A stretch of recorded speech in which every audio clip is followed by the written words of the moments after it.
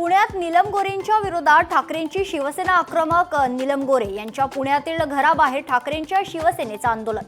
नीलम गोरेंनी उद्धव ठाकरेंबद्दल केलेल्या वक्तव्याचा निषेध, तर दिल्लीत नीलम गोरेंनी केलेल्या वक्तव्याचे पडसाद आता पुण्यात. मुंबई कृषी उत्पन्न बाजार समितीच्या उपसभापती आणि सभापती पदाची प्रतीक्षा संपली. उद्या सभापती आणि उपसभापती पदासाठी निवडणूक पार पडणार. 10 सदस्यांपैकी 2 सदस्यांची निवड होणार. मराठा समाजाच्या परिषदेसाठी 10 मार्च पर्यंत मुख्यमंत्र्यांनी वेळ द्यावी, अन्यथा अधिवेशन काळातच आंदोलन छेडू. मराठा संघटनांचा राज्य सरकारला इशारा. 10वीच्या पहिल्या पेपरला घडलेल्या कॉपी प्रकरणाची आता बोर्डाने गंभीर दखल घेतली आहे. या प्रकरणी बोर्डाने काढल्या नोटिसा. जे कोणी दोषी आढळून येईल त्याच्यावर कारवाई केली जाणार.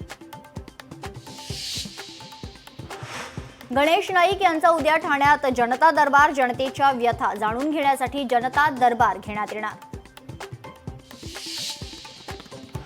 अहिल्यानगरमध्ये काँग्रेसला मोठं खिंडार. सामाजिक कार्यकर्ते किरण काळेंचा ठाकरेंच्या शिवसेनेत प्रवेश, तर काळे यांच्यासह मोठ्या संख्येने पदाधिकाऱ्यांचाही पक्षप्रवेश.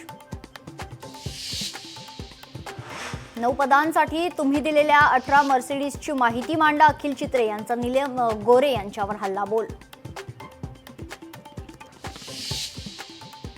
हिंगोलीत संत गाडगेबाबा जयंतीनिमित्त स्वच्छता अभियान रॅली. या रॅलीमध्ये मोठ्या प्रमाणात महिलांसह पुरुषांचा सहभाग.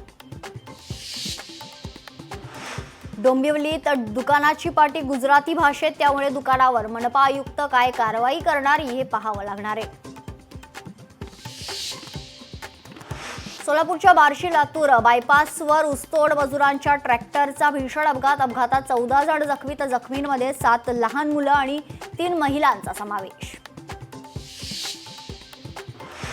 अमरावतीमध्ये पत्नीची हत्या करून पतीने स्वतः गळफास लावून केली आत्महत्या. आत्महत्या करण्यापूर्वी पतीने लिहिलेली सुसाईड नोट पोलिसांच्या हाती, तर पोलीस पुढील तपास करत आहेत.